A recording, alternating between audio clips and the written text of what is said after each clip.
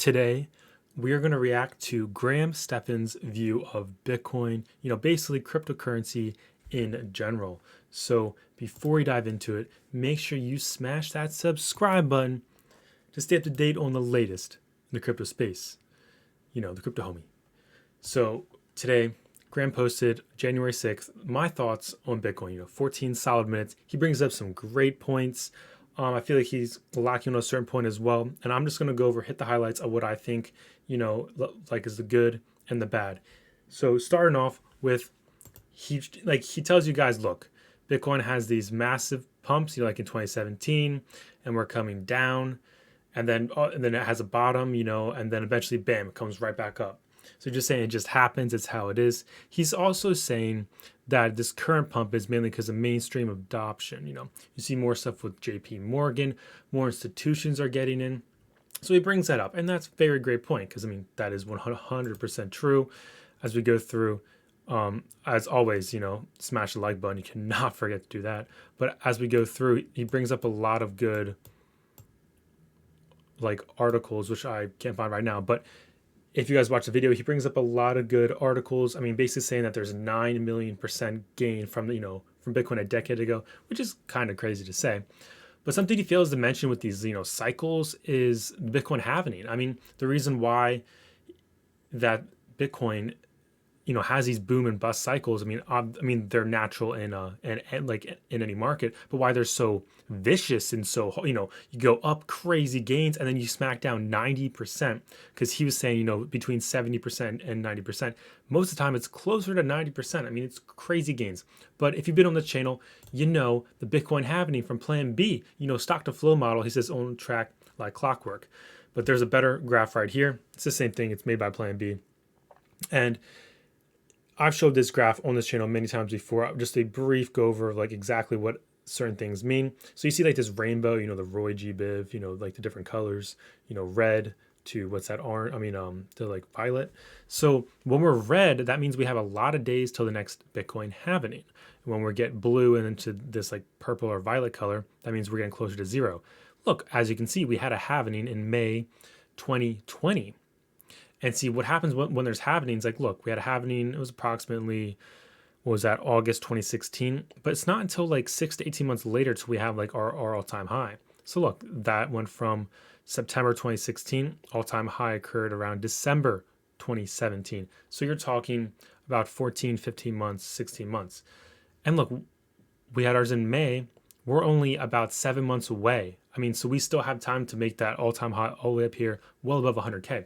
He does not mention the halvening, and that right there was a little disappointing because the halvening is the reason why it has such a big impact on the price. That's why we see when we're looking at the monthly candles like this. That's why we see this right here. It's just crazy. Let me pull up the log. Oh, that's actually worse. It's just crazy how things work out.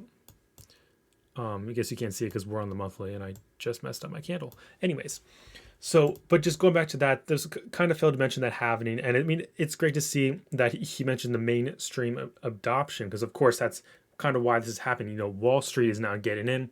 That's why we're seeing a massive moves. The halvening was a supply shock. And now with all these institutions getting in, now there's a demand shock. So just to keep you in mind, back before May 2020, there was 1,800 Bitcoin mined per day. Now there is 900 Bitcoin mined per day. And sometime in 2024, there will be 450 Bitcoin mined per day. So keep that in mind. Something else he mentioned that was oh yeah, that's a really good point, was Tether.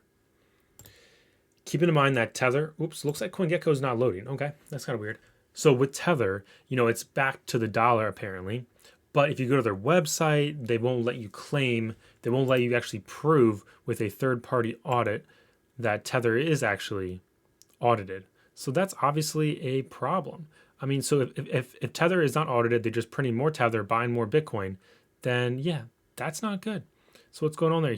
So that right there is definitely something great to see. I definitely agree with that. It's what is going on there? Only time will tell. That's kind of like with the SEC and Ripple. It's just like that. And something else he brought up was regulation, how they're wanting to keep track of KYC, AML, any wallet, any private custody wallet that transacts more than $3,000. And if you have more than $10,000 on an exchange, they want the exchange to report you to the government. Yeah, so the regulation is definitely a thing that's going to hinder some things, but at the end of the day, it's not stopping anything. So that's just something to keep in mind. That's just us getting the mainstream adoption. So yeah, that's how it is. This right here is when he mentions the Tether, price fixing. Tether stablecoin dominance drops below 80% as audit controversy lingers. Yeah, because they didn't really give a proper audit. It's not a third party. So yeah, there is definitely some fear right there. He mentions that he doesn't believe it can be used as a currency right now, because basically, you look at our U.S. dollars and everything, that we use it because we believe in the value, which is true. We definitely do believe in the value. And, right now, Bitcoin's not accepted everywhere, but, those Benjamins in his hand are definitely accepted. And we cannot deny that. He also mentions that the Benjamins will hold more value without going up and down 90% in a day. Yeah, it definitely makes a point, but you're not going to gain money holding dollars, which he's aware of. He's no idiot. He obviously has millions. He's not an idiot, so he understands that. But the fact that, like back in March, how things dropped 55% in one day, yeah, that's definitely a little scary, especially if you have a high percentage of your net worth in it. That can definitely scare you. But that's another topic for another day. So just consider and own. I think he just fails to mention that Bitcoin is actually a monetary policy with a currency built in, and this currency will stabilize in the future when it's a multi-trillion-dollar asset. I mean, if you go on CoinGecko, cryptocurrency as a whole, we just passed $1 trillion market. I mean, that's just amazing. That is just amazing. When are we going to pass 2 trillion? Here we go. But anyways, back to the main topic of the story. He also calls it a wild card. Bitcoin's kind of like a wild card. I just don't think this is a wild card. You see institutions, such as Michael Saylor. They literally turned, their belief on this back in March when they saw what the government, the Federal Reserve is doing. They're just printing more dollars. They're making your hard-earned money that you earned at your job become worth less and less and less. So he put a lot of his own personal money into it. MicroStrategy Incorporated, his company that he's the CEO of, MSTR, has bought over $1 billion. Let me say it again for you in the back. $1 billion worth of Bitcoin. That right there is massive. That right there is a massive, okay? Just crazy right there. So it's like, what's going on? I don't know.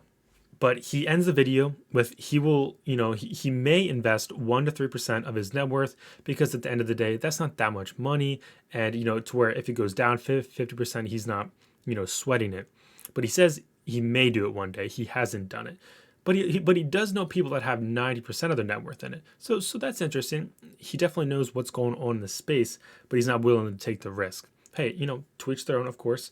But, I mean, Graham, if you watch this video, what's making you stop? Like, what's stopping you from not investing at least 1% of your net worth into Bitcoin?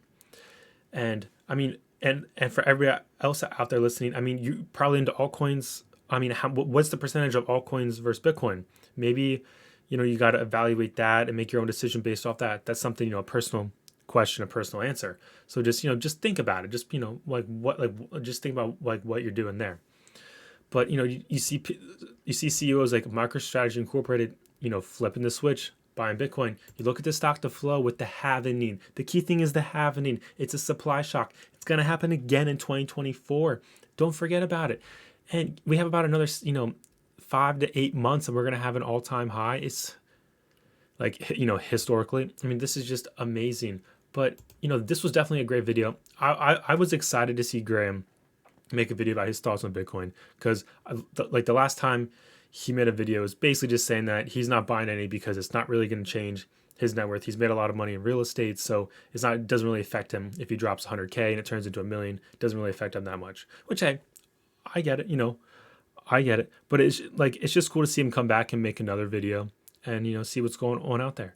So if you guys like this kind of video, maybe in the future, I should just play the video on screen. You guys let me know if that'd be a better style. I wrote down some key things I wanted to point out.